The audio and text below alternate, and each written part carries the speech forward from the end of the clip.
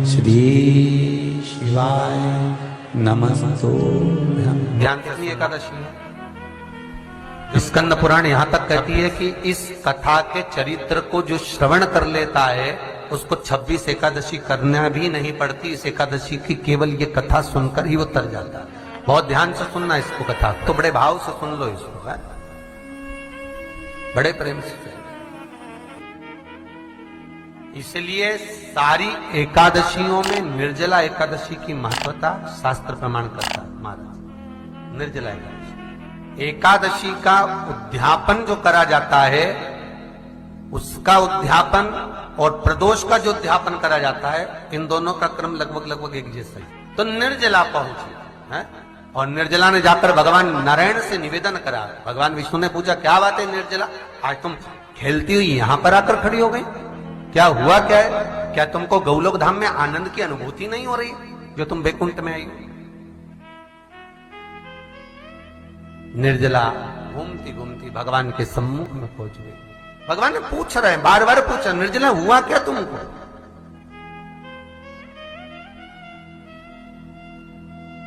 ए निर्जला, ए एकादशी, हुआ क्या है तुमको? क्या कारण है तुम्हारे यहां आने का, बैकुंठ पहुंचने का? बहुत ध्यान देना महाराज। शास्त्र कहता है सोमवार, मंगलवार, बुधवार, गुरुवार, शुक्रवार, शनिवार, ये देवता वो देवता सबके व्रत कर लो, सारे व्रत कर लो, पर ये व्रत आपको परमात्मा के धाम तक लेकर नहीं जा सकते, क्योंकि इनका जो पुण्य है वो मृत्यु लोक में आप थोड़ा सा भी गलत करते हैं तो पुण्य समाप्त हो जाता है। पर हिंदू धर्म के 3 व्रत ऐसे बता दिए जिन व्रतों का पुण्य समाप्त नहीं हुआ।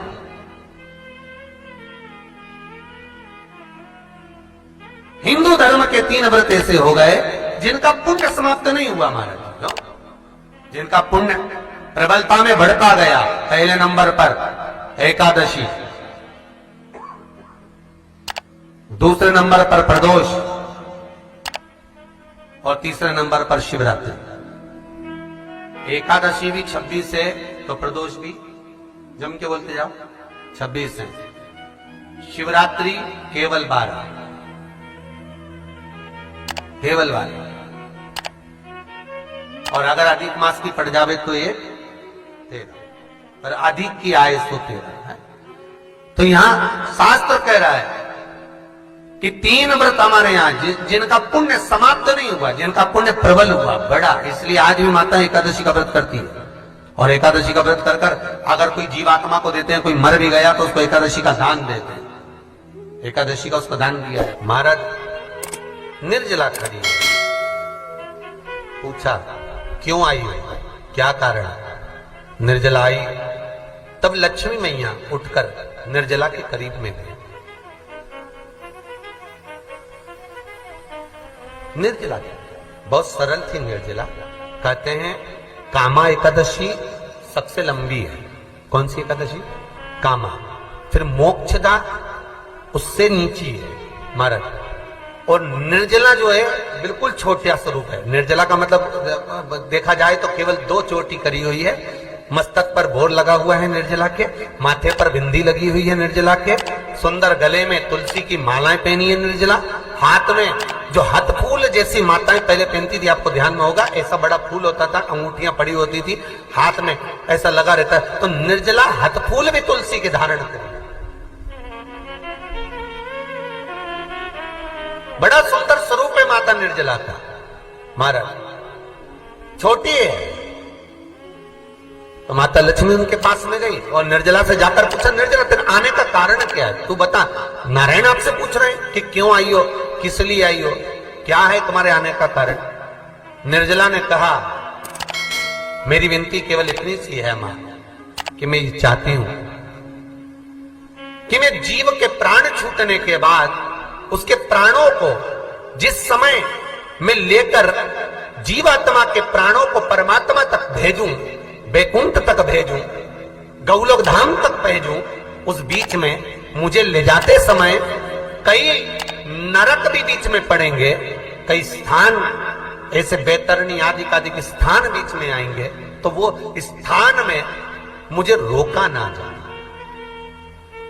मैं सीधे भगवान के धाम पहुंच जाऊं। ऐसी कृपा, ऐसी दया। जितनी भी माताएं एकादशी का व्रत करती, बहुत ध्यान से सुनना आज की कथा को। शायद जिंदगी में मिली ना मिली, पर ये कथा का रिश्ता तो बहुत ध्यान से सुनना। स्कंद पुराण यहां तक कहती है कि इस कथा के चरित्र को जो श्रवण कर लेता है उसको 26 एकादशी करना भी नहीं पड़ती। इस एकादशी की केवल ये कथा सुनकर ही वो तर जाता है। बहुत ध्यान से सुनना इसको, कथा को। सबसे पहला नियम एकादशी व्रत का, सबसे पहला नियम है कि आप जिस दिन व्रत करो उसके एक दिन पहले भक्ति का संचार इस हृदय में करो। भक्ति का संचार इस हृदय में कर लीजिए। जिस दिन आप व्रत करो, जैसे एकादशी का व्रत कर रहे हो तो दशमी के दिन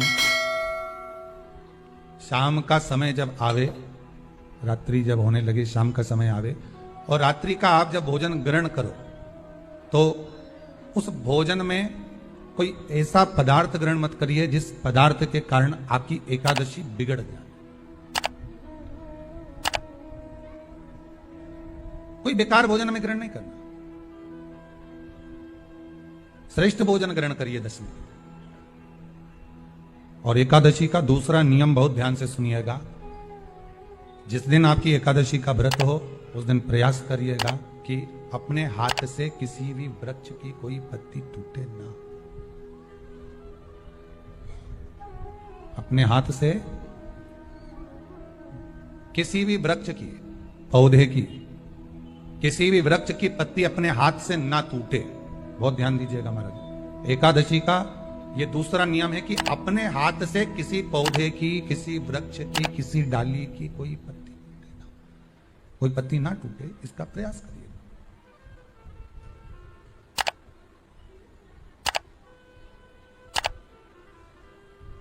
कितना सुंदर व्याख्यान कहा है, कितना सुंदर वर्णन है महाराज कि मात्र एकादशी का व्रत कर लेने पर, मात्र एकादशी का व्रत कर लेने पर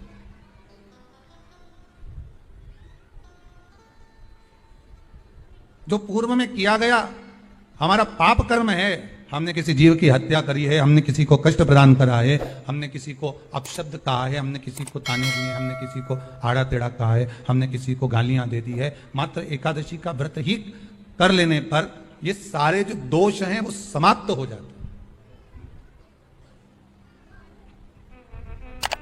सारे दोष हमारे समाप्ति पर आ जाते हैं।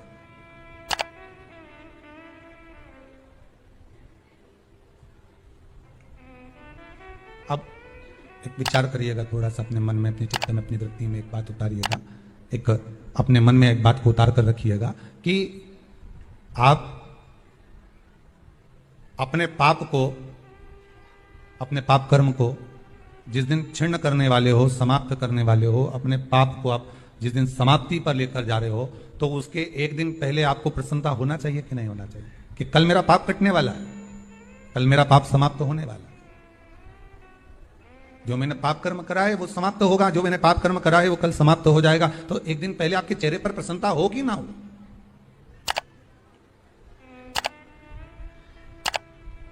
और चेहरे पर वो प्रसन्नता आपके आना चाहिए कि कल मेरा एकादशी का व्रत है, आज दशमी है, कल एकादशी का व्रत है, तो कल मेरी जब एकादशी का व्रत रहेगा तो मेरा ना जाने कितना कितना पाप, कितना असत्य, कितना कितना झूठ, कितना कितना प्रपंच वो समाप्त हो जाएगा। इसमें मुझे प्रसन्नता हो, इसमें मुझे आनंद था।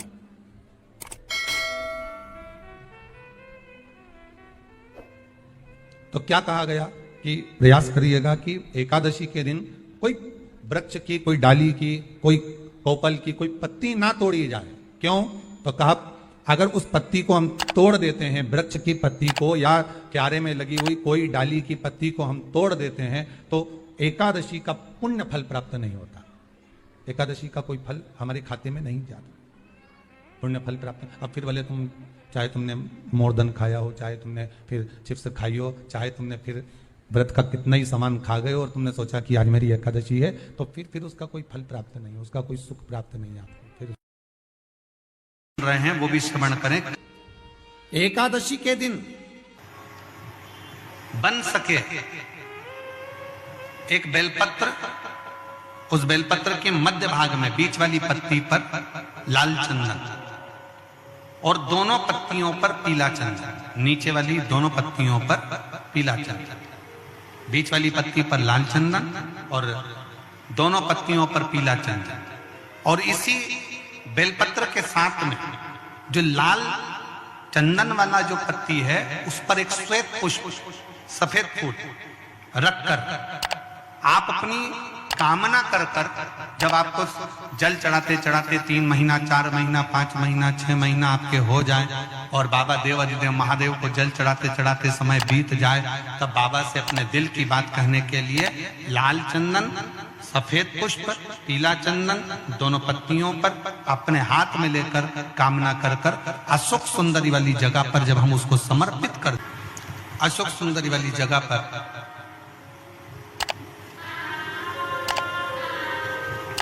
ये शिवलिंग जलाधारी और उसके सामने का जो भाग है उसके मध्य भाग में अशोक सुंदरी का स्थान। बस इसी स्थान पर बेलपत्र और श्वेत पुष्प, बीच वाली पत्ती पर लाल चंदन, आसपास की पत्तियों पर पीला चंदन और वो शिवलिंग की सम्मुख में जो अशोक सुंदरी का स्थान है वहां समर्पित कर उस स्थान। ये रोज नहीं करना, फिर ध्यान देना, कभी कभी 4-6 महीने निकल जाएं, 8 महीने निकल जाएं, 3 महीने निकल जाएं, 5 महीने निकल जाएं उस स्थान, और ये हमने एक बार नहीं बताया, इसको पहले भी वर्णन कर सकते। एकादशी के दिन गंगा के जल में मात्र 7 बेलपत्री डालकर जो नंदीश्वर भगवान अर्थात जो शंकर जी के शिवलिंग के सामने नंदी होता है, उस नंदी के चरण पर गंगा का जल चढ़ाकर बेलपत्री शिव पर समर्पित कर देता है, उसके घर में रुपया रुकना चालू हो जाता है, फिर वो गलत जगह पर नहीं जाता, गलत स्थान पर वो धन जाएगा ही नहीं। बेटा अगर व्यसन में पड़ा हुआ है, मदिरा पान में पड़ा हुआ है, मांसाहार में, जुए आदि में जा रहा है, तुम्हें लग रहा है कि मेरा बेटा गलत मार्ग पर जा रहा है, ये मित्र दोस्ती गलत हो रही है, वो सही जगह पर आ जाए तो हो रही है। 30,000 रुपये महीना, 40,000 रुपये महीना कमा कर लेकर भी आ रहे हैं, कमाई तो आपकी हो रही है। 30-40 हजार रुपये महीना आप कमा रहे हो, 50,000 रुपये महीना, 1 लाख, 2 लाख, 4 लाख रुपए आप कमा भी रहे हो, पर आया और चला गया, उसका क्या करोगे?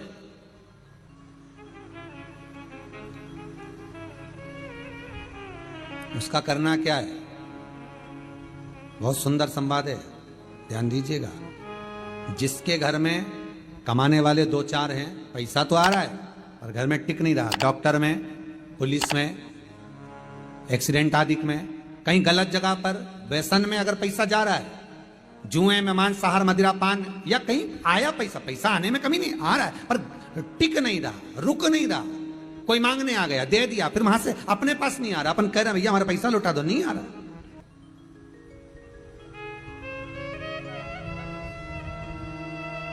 करना है एकादशी।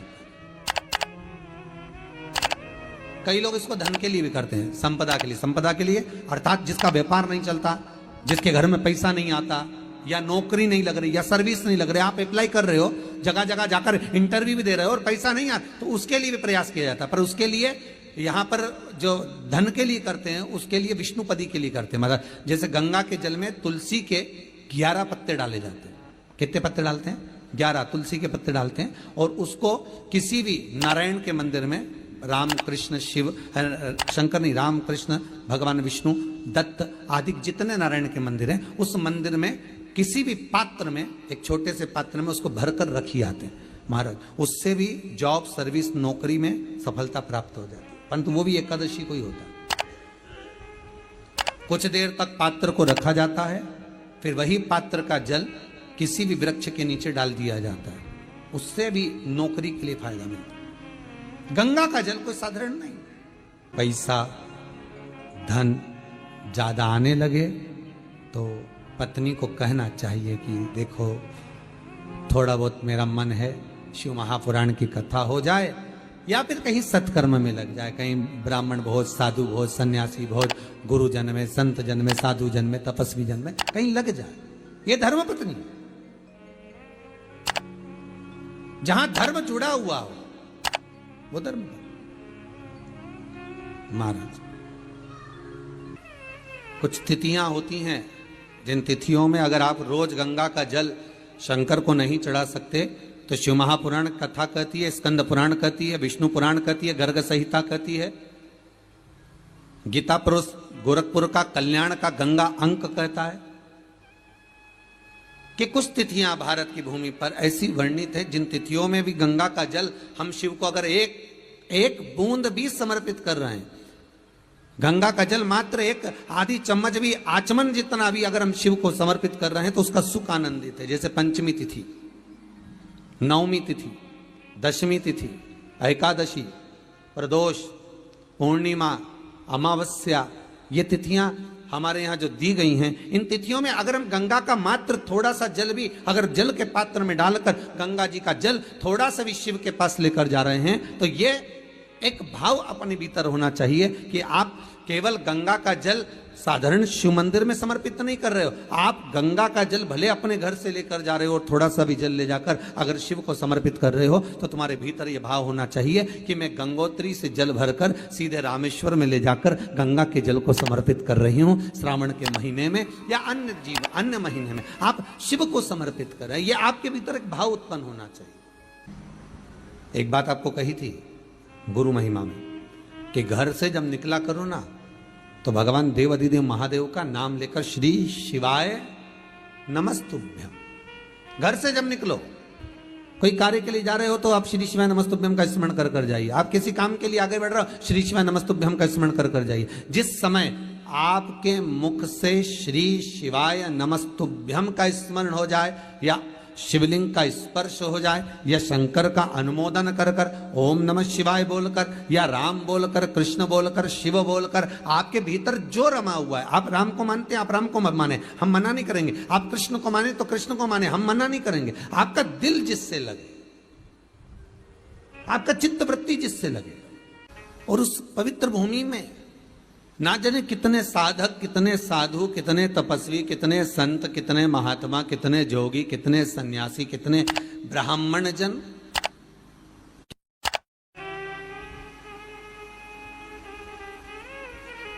पवित्र भूमि,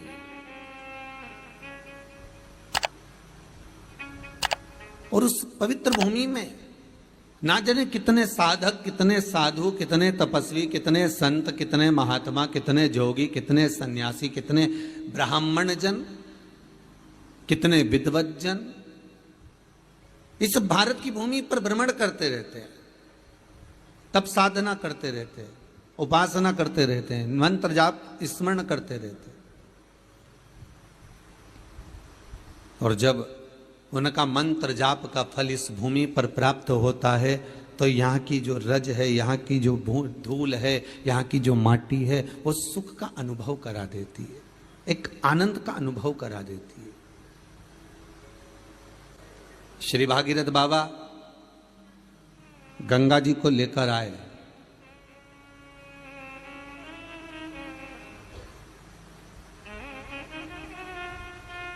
भागीरथ बाबा तो गंगा जी को लेकर आए 60,000 काकाओं के उद्धार के लिए,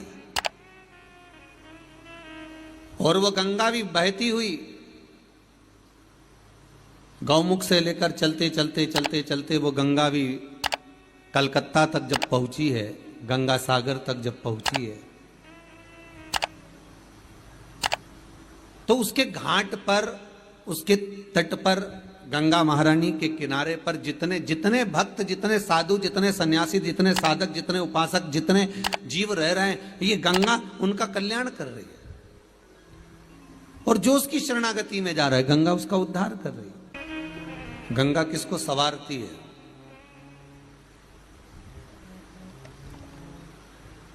किसी ने कहा कि प्राण छूटे और गंगा जी में ले जाकर अस्थियों को छोड़ दो तो गंगा मोक्ष देती है।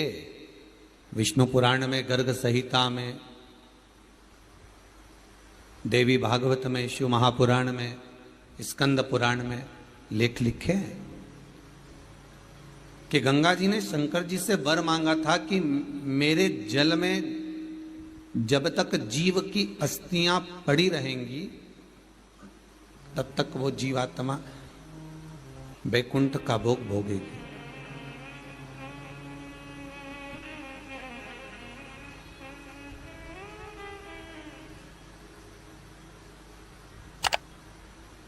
पर गंगा जी ने एक बात और कही है, शिव महापुराण में आपने श्रवण करा ना करा, पर एक बात और गंगा जी कह रही हैं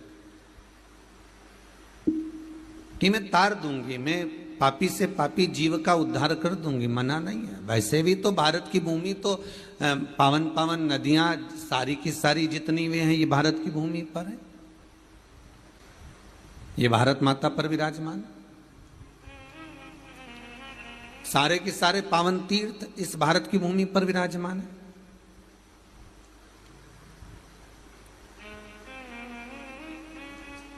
पुण्यमय नदियां, पुण्यमय तीर्थ, पुण्यमय तालाब, सरोवर जितने भी हैं ये सब इस भारत की भूमि पर हैं। गंगोत्री में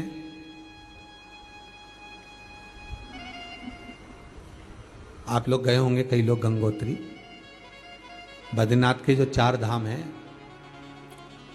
यमुनोत्री, गंगोत्री, केदार और बद्रीनाथ, विष्णु पुराण में कहा 3 तरह से मरे हुए व्यक्ति की गति नहीं है, उसको मोक्ष नहीं है। पहला पानी में डूब कर मरा हुआ, दूसरा सर्प के डसे से मरा हुआ, तीसरा स्त्री के हाथ से, नारी के हाथ से मरा हुआ व्यक्ति, इसकी गति नहीं है, मोक्ष नहीं है इसकी। इनकी गति केवल एक है,